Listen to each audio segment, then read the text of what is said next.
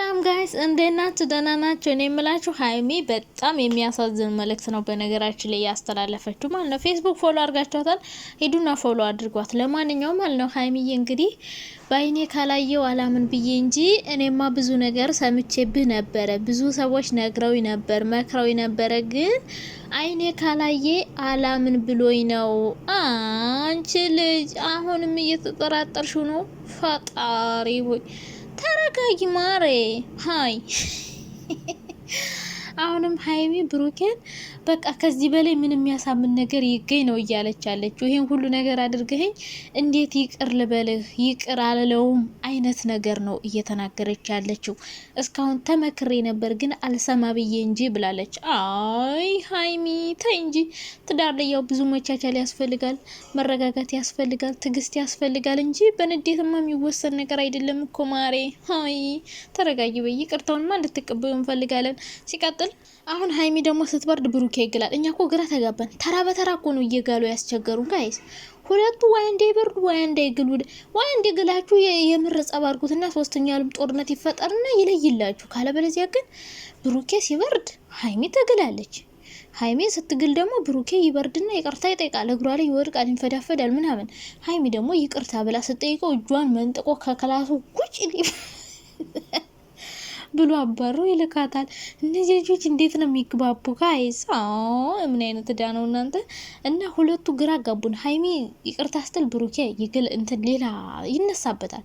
ከዛ ደግሞ ሀይሚ ስትለምነው እንግዲህ አሁን ዛሬ ማለት ነው ሀይሚ ደግሞ ተረጋግታ ምናምን በቃ ብሩኬን በቃ ይቅርታውን ተቀብየዋለሁ ግን አብሬ መቀጠል አልፈልግም ምናምን ብላ ልትመጣ ትችላለች። ብሩኬ ደግሞ ትናንት እግርሽ ላይ ወድቄ ስለምንሽ አንቺ ያልሰማሽ ከዚህ በኋላ ልሰሚ ነው ብሎ ደግሞ ሌላ ሩዋንዳ የሆነ ጸብ ይፈጥራል ማለት ነው። ምክንያቱም ትናንት እግርሽ ላይ ሰወርቅ ምን የት ነበርሽ? ትናንትና እንደዛ እየለመንኩሽ ቀለበት ያን ሁሉ ወጪ አውጥቼ ዲኮር አዘጋጅቼ ሰርቼልሽ ምናምን ብሎ ሩዋንዳ ሊያደርገው ይችላል። ከዛ በኋላ እንግዲህ ምን እንደሚፈጠር ማለት ነው። አሁን እየተቸገር ነው። ሁለቱ ወይ አንዴ አይበርዱ ወይ አንዴ አይግሉ ወዳ ገባን እና ደግሞ ማለት ነው መለኛው ይሄን ወደ ባሻ እኔ እኮ በቃ ወይኔ ሚስጥራቸውን ዝርግብግብ ድራማውን እያስነቃባቸው ነው ብሎ ቆጠብ በረሃብ ግን ችሎበታል ጋይስ ድራማ ላይ እና ብቻ ማለት ነው። ዛሬ እኔ የምፈራውን ነገር ልንገራችሁ። ሀይሚ አሁንም ቢሆን ብሩክ ላይ ተስፋ እንደቆረጠች ናተኝ። ስቶሪዋ ላይ እንዳየዋት ከሆነ ማለት ነው ብዙ ነገር እንዳየች ካሁን በፊት ሰምታ እንዳለፈች እና አሁን ግን በቃ የተመከረችውን ነገር ሰምታ ቢሆን ኑሮ እንደሚጠቅማት ነገር ግን አለመስማቷ እንደጎዳት የሚያሳይ ስቶሪ ነው ፖስት ያደረገችው። መቼም ሰው ማለት ነው ስቶሪ ላይም ሆነ ኢሞ ላይ ሁሉም ቦታ ስቶሪ የምታደርጉት የሆነ ውስጣችሁ ፊል ያደረገው ነገር የሆነ ውስጣችሁን የተሰማችሁን ነገር ወይ በሙዚቃ ወይ በግጥም ወይ በፎቶ ለመግለጽ ስትፈልጉ ነው ስቶሪ ወይ ፖስት የምታደርጉት ነገር በሙሉ በቃ የተሰማችሁን ነገር ለመግለጽ ነው። እኔ እንደዛ ነው የሆነ ነገር ሲሰማኝ በቃ ፖስት ማደርገው ስቶሪ ምናምን የተሰማኝ ነገር ነው። ሀይሚም እንደዛ ነው ብዬ ነው ማስበው። የተሰማትን ነገር ነው ፖስት የምታደርገው። ሀይሚ ተረጋጊ።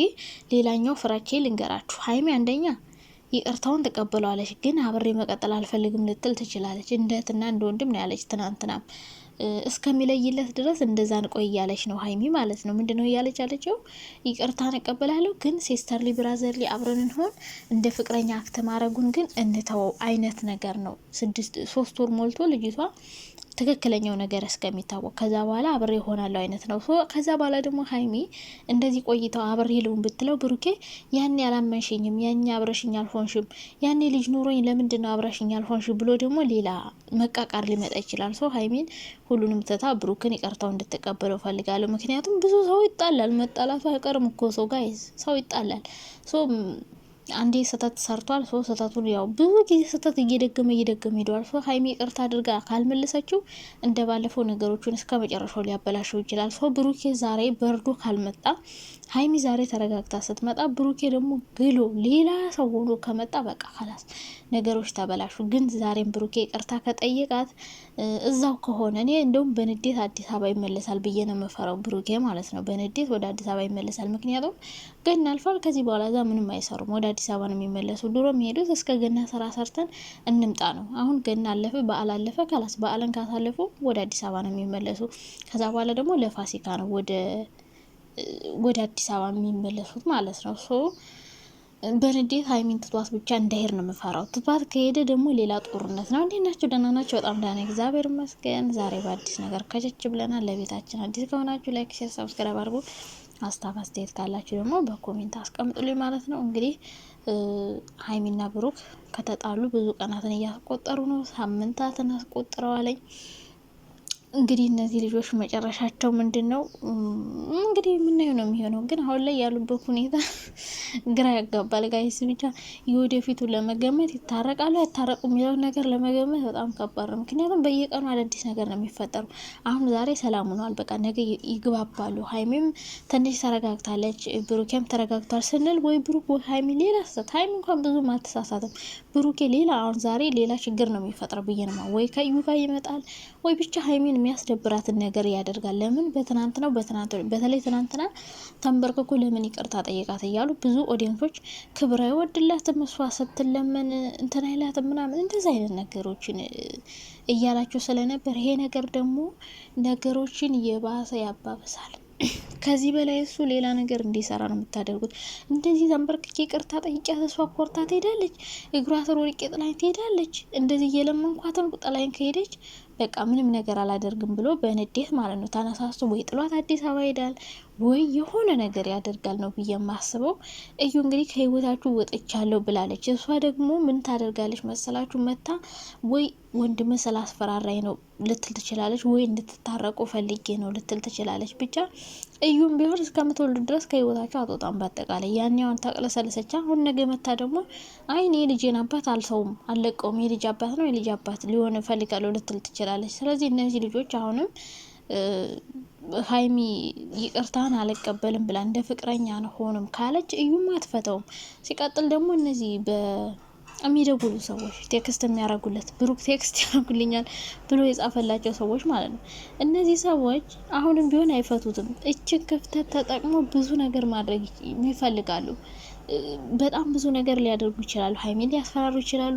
ከኋላ ሄደው እዩን ራሱ አይዞሽ ሊሏት ይችላሉ። ምክንያቱም እነዚህ የሚሉ ሰዎች ከሀገር እናስወጣ እንደዚህ ብለው ቴክስት የሚያደርጉ የሚያወሩት ሰዎች እኔ እሱ ራሱ ማውራቱ በጣም ነገር ነመኝ። እነዚህ ሰዎች ከሀይሚ ጋር እንዳይሆን የሚፈልጉ ናቸው። ለራሳቸው ወይ የሚፈልጉት ናቸው። ለራሳቸው የሚፈልጉት ስላችሁ ለራሳቸው ከፈልጉ ታዲያ ከእዩ ጋር ለምን እንዲቀራረብ ያደርጋሉ ልትሉ ትችላላችሁ። ለምን መሰላችሁ? ብሩኬ እዩ እንደማይፈልጋት ያውቃሉ። እነሱ ወደ ራሳቸው ለመሳብ እዩን ማምጣት አለባቸው።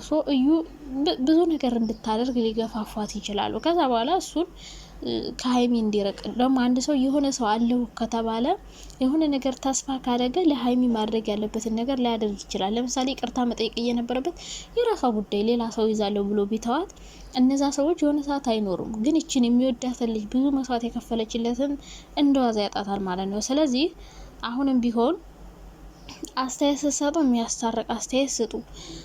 ካልቻላችሁ ደግሞ ዝም በሉ።